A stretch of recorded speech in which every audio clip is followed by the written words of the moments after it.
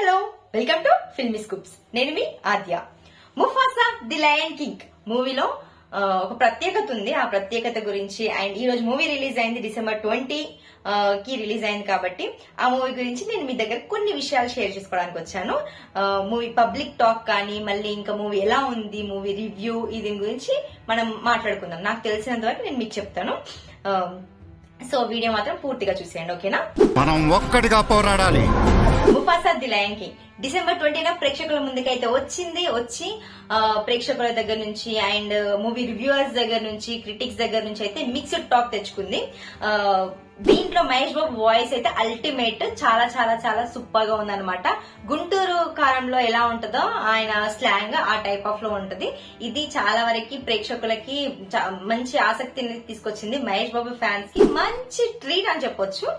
దాని తర్వాత దీంట్లో ఇంకా మన తెలుగు వర్షన్ లో మహేష్ బాబు ముఫాసాకి ఇచ్చారు వాయిస్. అలాగే బ్రహ్మానందం పుంబాకి, ఆలీ టిమోన్ కి, సత్యదేవ్ గారు తాకాకి అయితే స్వరాన్ని అందించారు. వాళ్ళు డబ్బింగ్ చెప్పడం చాలా మన తెలుగు ప్రేక్షకులకైతే ఎంటర్టైనింగ్ గా ఉంటది. ఎందుకంటే బ్రహ్మానందం గారికి చాలా ఫ్యాన్స్ ఉంటారు, ఆలీ గారికి ఉంటారు ఫ్యాన్స్, మహేష్ బాబు గారికి ఉంటారు ఫ్యాన్స్. మనం మూవీలో చూస్తున్నప్పుడు మనం చూస్తుంటాం కదా, తమిళ మూవీస్ తెలుగులో వచ్చినప్పుడు కూడా, తెలుగులో డబ్ చేసినప్పుడు కూడా కొన్ని వాయిస్ లకి పక్క మన వీళ్ళే బ్రహ్మానందం మళ్ళీ ఆలీ వీళ్ళు ఇస్తుంటారు కదా, ఆ వాయిస్ మనం వినగానే అనుకుంటాం బ్రహ్మానందం వాయిస్ కదా అట్లా అని చెప్పేసి వాళ్ళని గుర్తు చేసుకుంటాం. అలాగే మనం ఇందులో చూసినప్పుడు కూడా క్యారెక్టర్స్ చూస్తున్నప్పుడు కూడా మనకి వాళ్ళు గుర్తొస్తారు అనమాట. మనోడు కదా అని అన్న ఫీల్ తోని మనం చూడాలనిపిస్తుంటది. డబ్బింగ్ విషయంలో మాత్రం సూపర్ అల్టిమేట్ అని చెప్పొచ్చు. అండ్ విజువల్స్ వస్తే విజువల్స్ కూడా చాలా బాగున్నాయి. కాకపోతే స్టోరీ విషయానికి వస్తే మాత్రం కొంచెం లాగ్ అయిందని అనిపించింది అనమాట. ది లయన్ కింగ్ చాలా బాగుంటది కదా, దాంతో కంపేర్ చేస్తే ఇది కొంచెం లాగ్ అయిన ఫీల్ అయితే వచ్చింది. బేసిక్ గా నేను ఎక్కువగా నెగిటివ్ టాక్ నేను స్ప్రెడ్ చేయను. మీకు చూడాలనిపిస్తే తప్పకుండా థియేటర్స్ కి అయితే హ్యాపీగా చూడండి, మంచిగా ఎంజాయ్ చేయొచ్చు.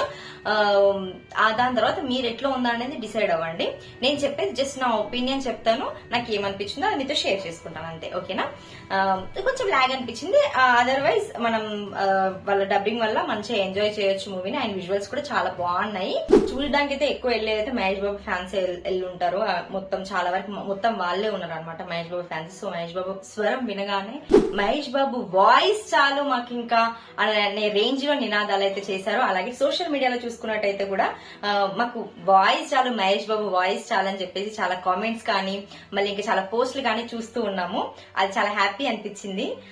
జస్ట్ వాయిస్ ని అంత ఎంజాయ్ చేస్తూ మనం నార్మల్లీ చేస్తాం, అది ఫైన్, అది పక్కన పెడితే వాయిస్ చూసి ఇంకా మన హీరో సినిమా అనే లెవెల్లో వాళ్ళు చాలా చాలా చాలా హ్యాపీగా ఫీల్ అయ్యారు మహేష్ ఫ్యాన్స్ అయితే. ఇది ఆనందకరమైన, ఎందుకంటే ఇఫ్ ఇన్ కేస్ కొన్నిసార్లు వాయిస్ ఇచ్చినప్పటికి కూడా కొన్ని నచ్చకపోవచ్చు. అంటే మూవీ వైజ్ చూసుకున్నా, స్టోరీ వైజ్ చూసుకున్నా కొన్ని నచ్చకపోవచ్చు, కానీ ఇక్కడ ఎంజాయ్ చేశారు చాలా వరకు ఫ్యాన్స్ అయితే. అది బాగా అనిపించింది. మొత్తానికి ముఫాసా ది లయన్ కింగ్ అయితే మన తెలుగు ప్రేక్షకులకి ఒక డిఫరెంట్ ఎక్స్పీరియన్స్ అని చెప్పొచ్చు. ఎందుకంటే ఒక సూపర్ స్టార్ వచ్చేసేసి దీనికి ఇవ్వడం, వాయిస్ ఇవ్వడం. ఇప్పుడు ది లయన్ కింగ్ కి ఆల్రెడీ నాని ఇచ్చినప్పుడే చాలా ఎగ్జైట్ ఫీల్ అయ్యారు. ఇంకా నాని కంటే కూడా సీనియర్ కాబట్టి మహేష్ బాబు గారికి ఇంకా ఫ్యాన్స్ ఎక్కువ ఉంటారు కాబట్టి మహేష్ బాబు గారు స్వరం అందించడం చాలా హ్యాపీ అనిపించింది. ఫ్యాన్స్ కి అయితే మామూలు ట్రీట్ కాదు ఇది. ఇలాంటి మరెన్నో అప్డేట్స్ తెలుసుకోవడం కోసం do subscribe to filmy scoop.